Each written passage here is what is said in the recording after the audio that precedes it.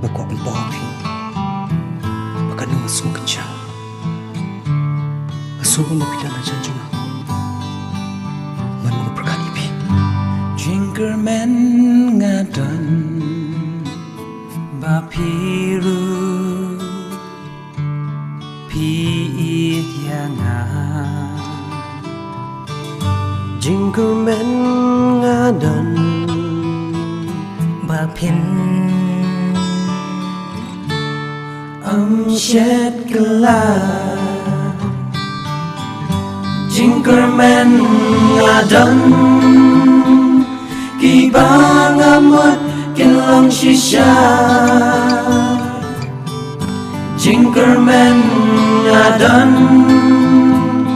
Kibang amot kinlang shisha Syurta kinlang nga don Jinkerman